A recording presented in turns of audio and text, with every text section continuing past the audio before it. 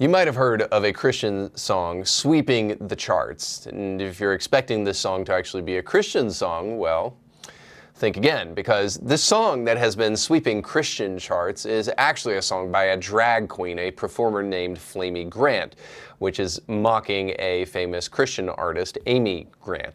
Now, this song just recently hit the charts as a result of somebody from TPUSA calling out the preacher. This article from Rolling Stone, which I guess you could just assume in advance because it's Rolling Stone after all, that you will get unbiased, unequivocating, truthful, hard-hitting journalism here. But in this Rolling Stone article, it says, a MAGA preacher condemned a drag queen, then her album topped the Christian charts. By the way, the her here, just infer it's a he. It's never a good thing, per se, to get called out on Elon Musk's Twitter.com by a person with more than 100,000 followers. But when it happened last week to drag queen Flamey Grant and singer-songwriter Derek Webb, the pair were more than eager to respond. Artists like Flamey and I both wait for these moments. Webb, a contemporary Christian music stalwart who's had success as a solo artist and member of the band Caedmon's Call, tells Rolling Stone. By the way, this man is contemporary, but not Christian, obviously, and also not somebody necessarily that's really busting up the charts as suggested with his solo career. But of course, he had to use the shtick of a man dressing as a woman to gain the attention of people. So nonetheless, last Wednesday, Sean Foyt, a major figure in the religious right who, as Rolling Stone has previously reported, stands at the intersection of far-right Christianity and Donald Trump's MAGA world. He tweeted, if you're wondering the end goal of the deconstruction movement in the church, then look no further than former worship leader Derek Webb's new collab with a drag queen. These are truly the last days. After hearing the song, you would hope that it would be the last days, but unfortunately, we might still have to drudge through some of the nonsense here on this earth. I want to play for you very quickly one of the collabs between Flamey Grant and supposed contemporary Christian artist Derek Webb. So check it out. I heard Jesus loved and spent his life with those who were abandoned by proud and fearful men. So if a church won't celebrate and love you, then believe in lies that can't save you or them, 'cause you're so beautiful. Now, obviously, this smoker of a song is just so amazing that you can barely hear the words of it, but I just want to clearly illustrate them for you for just a moment. So what you just heard was a chorus to a song by Derek Webb and Flamey Grant, and in it they say this: I heard Jesus loved and spent his life with those who were abandoned by proud and fearful men. I don't know where you got that from, but it's certainly not the Bible. It's just something you made up. So if a church won't celebrate and love you, they're believing lies that can't save you or them. Now, speaking of believing lies, believing that a man dressing up as a woman somehow becomes a woman, that might sound like a little bit of a lie, but the biggest lie in that song stanza, if you will, that you just heard was this subtle lie that has been told in the culture a whole lot lately. And it is this, that if you love somebody, you will celebrate that person. So it says, I heard Jesus loved, and then it says, if a church won't celebrate and love you. So see how those two things are kind of equivalent to each other, that if somebody is to love you, they must celebrate you. They must stand beside your cross-dressing gynophilic fantasies and pat you on the back, because that's what real love looks like. I mean, this is what we do. We go to the insane asylum and we just celebrate everybody in all the voices that they're hearing in their head, no matter what's going on with them. But what's interesting to me is that this is such a hypocritical thing, and Christians have to start being a little bit more savvy as far as this is concerned. Because what's interesting is that they are all about being celebrated. They want to tell you that if you don't celebrate them, you're not loving them, and you're not being deferential enough to them, and you're not being sufficiently welcoming, and how can you win people in the LGBTQ community if you don't welcome them? And by that they mean not only affirm them, but celebrate them.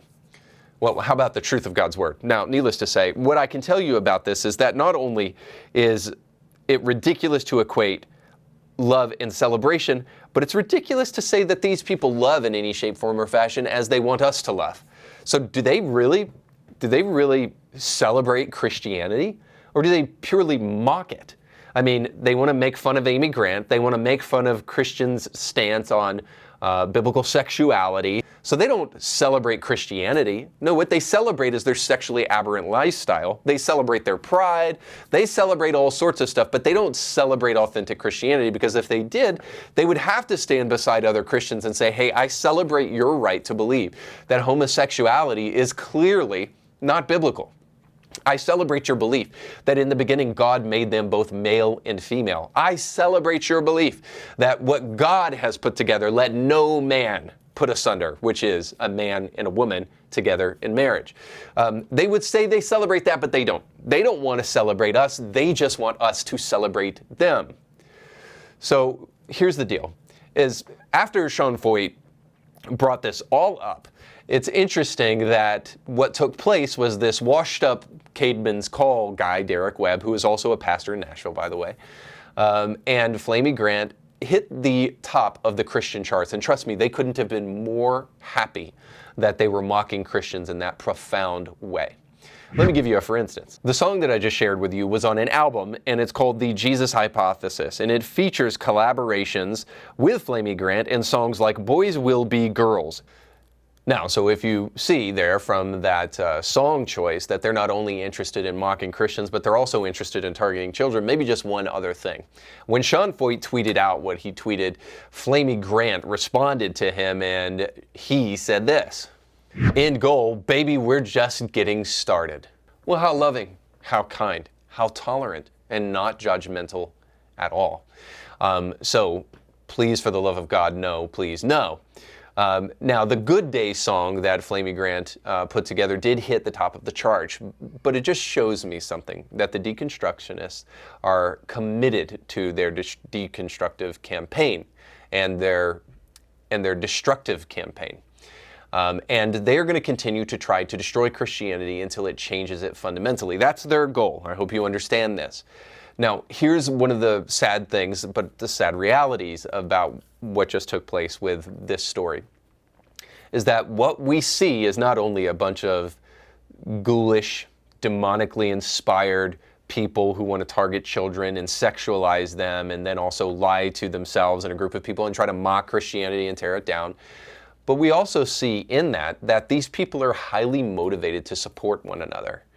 You know, just recently, Oliver Anthony, who wrote the song Richmond, North of Richmond, got a bunch of people on the right to critique his song because he used curse words in the song. And this is why we can't have nice things, because the moment anybody stands up and declares a truth and does anything great, conservatives have, and especially Christian conservatives, have the habit of trying to distance themselves from it instead of celebrating that thing, because they're not sure how their secular atheistic counterparts are going to like that, and they feel like there's some reason, for some reason, they have to please those people.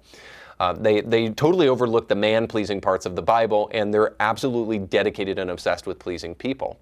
But if we could actually get something from the other side of the aisle here, it would be the kind of rabid support that these people give each other. This is what conservative Christians have to do. We have to band together if we're really going to make a difference. We can't let these people show us what unity looks like when they're uniting for a lie, when we have the truth uniting us together and something that we should be way more committed to celebrating. The other thing is just simply this, is that if we're truly going to stand for truth, we have to quit avoiding the elephant in the room. I know we think by saying we're just preaching the gospel and you can't legislate righteousness. By that we mean we're going to avoid at all costs anything that would alienate these people from us, and we're not going to get behind legislation that would keep a child from being gender mutilated. No, we're going to avoid that at all costs because we need to be seen as sufficiently loving. All of that is just simply this. It is an inability to be honest with yourself and with other people.